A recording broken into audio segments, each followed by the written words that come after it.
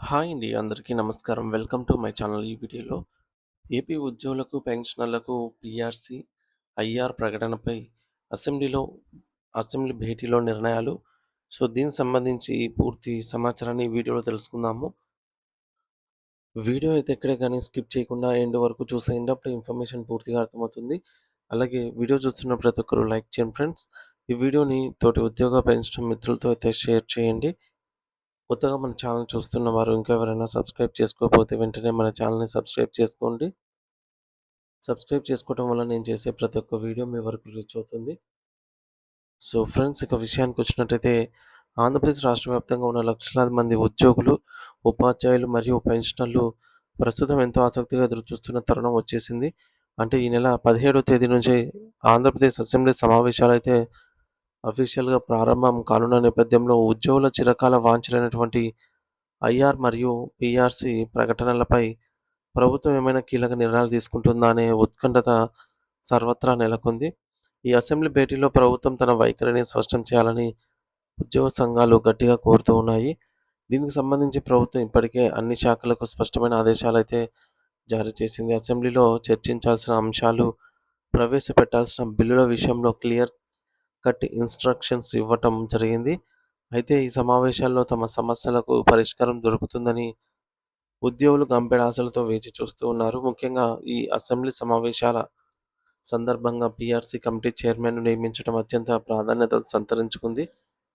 PRC కమిటీని ఏర్పాటు చేయడమే కాకుండా ఆ నివేదిక వచ్చే వరకు ఉద్యోగులకు ఆర్థిక ఊరటనిచ్చేలాగా మధ్యంతర భృతి ఐఆర్ కూడా ప్రకటించాలని అందరూ కోరుకుంటూ ఉన్నారు. వాస్తవానికి 2023 జూలై 1 తేదీ నుంచి కొత్త పీఆర్సీ అమల్లోకి రావాల్సి ఉంది. కానీ 3 ఏళ్లు గడుస్తున్నా ఇప్పటివరకు దీనిపై ఎటువంటి ముందడుగు పడలేదు.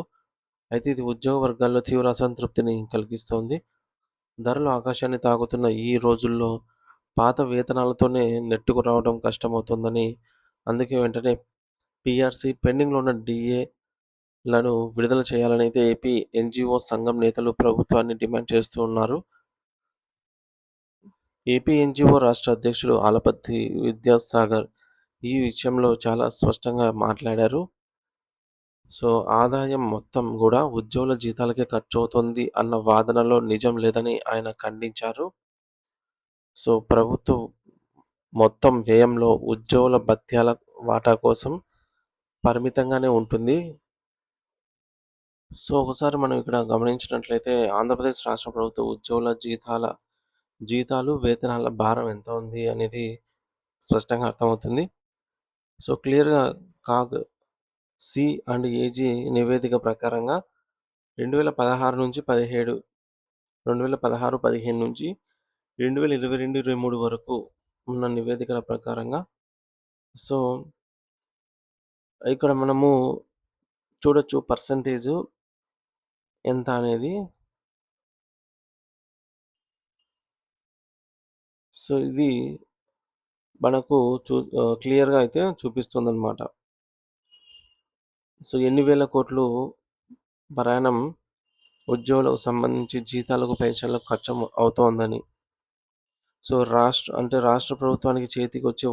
100 రెవెన్యూలో రిసిప్ట్స్‌లో సుమారు రూ. 64.62 ఈ మేరకు జీతాలు, పెన్షన్లు, వడ్డీలకే చెల్లింపులకే కట్టుబడి ఉంది అనేది స్పష్టమవుతోంది.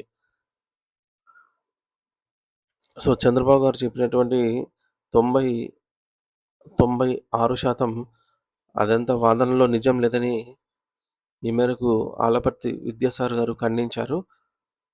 ప్రభుత్వం మొత్తం వ్యయంలో ఉద్యోగుల జీతభత్యాల వాటాకు అనేది పరిమితంగానే ఉంటుంది. కాబట్టి ఆర్థిక కారణాలను సాకుగా చూపి వేతనాల పెంపును ఆపడం సరికాదని ఆయన అభిప్రాయపడ్డారు.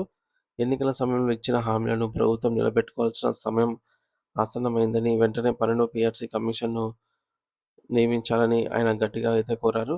అలాగే పెన్షనర్ల సమస్యలను కూడా ప్రాధాన్యత క్రమంలో పరిష్కరించాలని ఆయన విజ్ఞప్తి చేశారు. మరోవైపు ఏపీ ఎన్‌జీఓ ప్రధాన కార్యదర్శి డివి రమణ మాట్లాడుతూ ఇటీవల ప్రభుత్వంతో జరిగిన చర్చలు సానుకూల వాతావరణంలో జరిగాయని ఆశావహం వ్యక్తం చేశారు. అయితే త్వరలోనే గౌరవ ముఖ్యమంత్రి గారి సమక్షంలో జరిగే ప్రత్యేక సమావేశంలో ఉద్యోగుల సమస్యలన్నిటికీ కూడా శాశ్వత పరిష్కారం అనేది లభిస్తుంది అని వారు నమ్ముతున్నారు. ఈ అసెంబ్లీ సమావేశాల్లోనే దానికి సంబంధించి కీలక ప్రకటన వచ్చే అవకాశం ఉందని ఉద్యోగ వర్గాలు భావిస్తున్నాయి. ఇక అసెంబ్లీ నిర్వహణ విషయానికొస్తే ఆంధ్రప్రదేశ్ గవర్నర్ జస్టిస్ అబ్దుల్ నజీర్ గారు శనివారం నాడు అధికారిక నోటిఫికేషన్ విడుదల చేశారు. ఈ నెల 17వ తేదీ ఉదయం 9 గంటలకు అమరావతి విలవపూడిలోని శాసనసభ ప్రాంగణంలో 16వ ఆంధ్రప్రదేశ్ శాసనసభ సమావేశాలు ప్రారంభం కానున్నాయి. అలాగే ఉదయం 10 గంటలకు శాసనమండలి సమావేశాలు కూడా మొదలవుతాయి.